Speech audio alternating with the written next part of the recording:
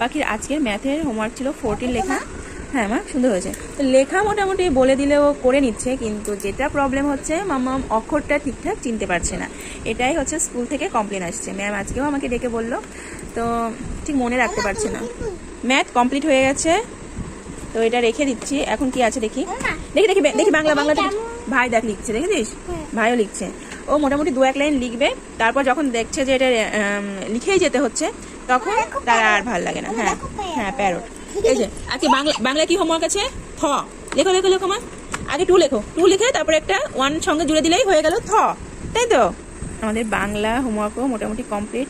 তো লেখাটা তো পাখি মোটামুটি ধরে নিয়েছে।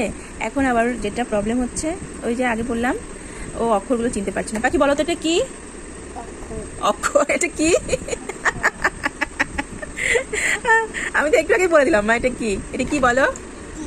থ বলো। থ। হ্যাঁ, এখানে আসো, আর 2টো আছে, তাতে লিখে ফেলো তো, তাতে লিখে ফেলো। এটা কি? হ্যাঁ, থ। এটা মনে থাকবে তো? হ্যাঁ, তাতে লিখো। এখন কি লিখছো তুমি? হ্যাঁ, থ লেখো। হুম হুম হুম, গুড গার্ল। এই যে নাম্বার থ। বলো। হাই রে কপাল, লেখাটা কমপ্লিট কর, তারপরে আংটি খুঁজবো। কি আছে? আচ্ছা, আরেকটা কমপ্লিট, আরেকটা লেখা আছে, সেটা লিখে নাও, তারপরে আংটি খুঁজে দেবো। কোথায় ফেলেছো আমি জানি না, এদিন ভোরে আমার আংটি খুঁজতে হয়। আচ্ছা, আমাদের বাংলা হয়ে গেছে, এবার দেখি ইংরেজি কি আছে। ইংরেজিতে কি দিয়েছে?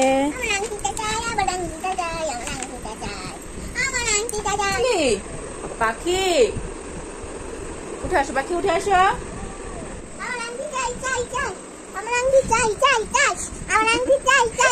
কোথায় ফেলেছিস? কোথায় ফেলেছিস আংটি বল। বাবা, এত আনন্দ! হোমওয়ার্ক কমপ্লিট, আর মাম্মামের ছুটি আজকের মতো, সেই ছুটিরই আনন্দ সেটা, তাই তো? খাতা বন্ধ করো, খাতা বন্ধ করে নমো করো, খাতা বন্ধ করে নমো করো। আবার who are you? Are you student? Yes, good girl.